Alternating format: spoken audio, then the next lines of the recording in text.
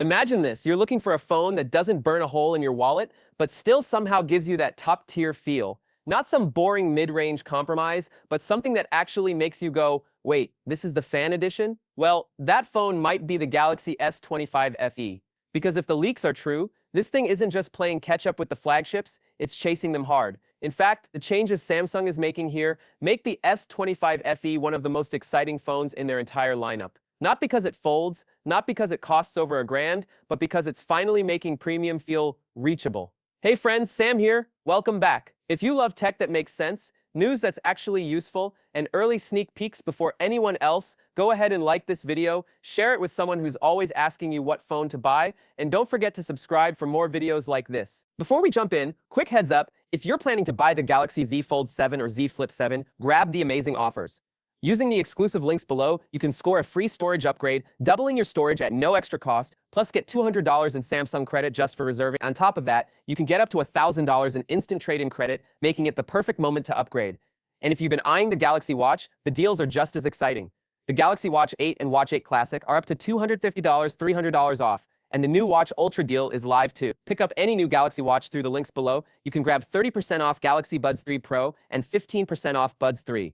These are limited time offers, so don't wait. Check out the links in the description and grab yours before they're gone. Okay, let's start with the display because this is where things get really interesting. So the Galaxy S25 FE is rumored to be Samsung's first fan edition phone with LTPO technology. Now I know that might sound like tech jargon, but here's why it matters. LTPO displays can automatically adjust the screen refresh rate. That means the screen ramps up to 120 Hz when you're gaming or scrolling TikTok, and drops way down when you're just glancing at your lock screen. Why is that cool? Because it saves power without you having to do anything. It's the kind of smart feature we're used to seeing only on top-tier phones, and now it's coming here. But Samsung didn't stop there. They're reportedly boosting the brightness to a wild 2600 nits. Translation? You'll be able to read your screen under direct sunlight without squinting or cupping your hand around it like you're hiding nuclear launch codes. That's something even some flagships still struggle with. And oh, it's getting thinner too. Just 7.4 mm, which might not seem like a big deal until you actually hold it. It's going to feel lighter, sleeker, and just more expensive in the hand.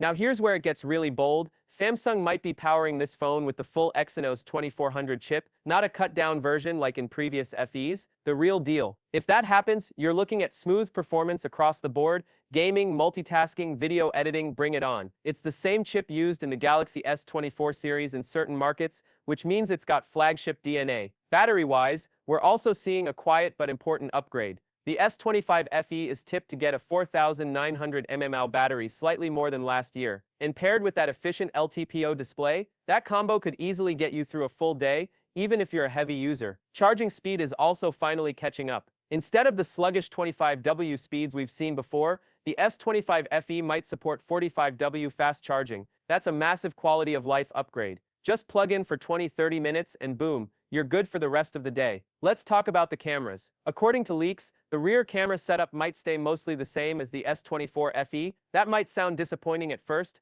but think about it, if it ain't broke, don't fix it. The software processing is where most of the magic happens anyway. The more exciting part is the front camera bump from 10MP to 12MP, which should mean crisper selfies and better low-light shots. If you're into vlogging, video calls, or just like looking sharp on Instagram stories, this is a solid upgrade. Now here's one of my favorite parts. Samsung is expected to offer 7 years of OS and security updates. Yes, 7. That's literally insane in the Android world. The S25 FE will launch with Android 16 and likely be supported all the way to Android 23. Most people don't even keep their phone that long, but knowing you could is a huge value add. And speaking of software, let's not forget about One UI 8. This is Samsung's latest version of their Android skin, and it's bringing cleaner visuals, smoother transitions, and smarter AI-driven features that adjust to how you use your phone. It's less cluttered, more refined, and makes the entire experience feel polished. Now I've seen a lot of people asking how much of a jump is this really from the S24 FE, and honestly, it's looking like a pretty meaningful step forward.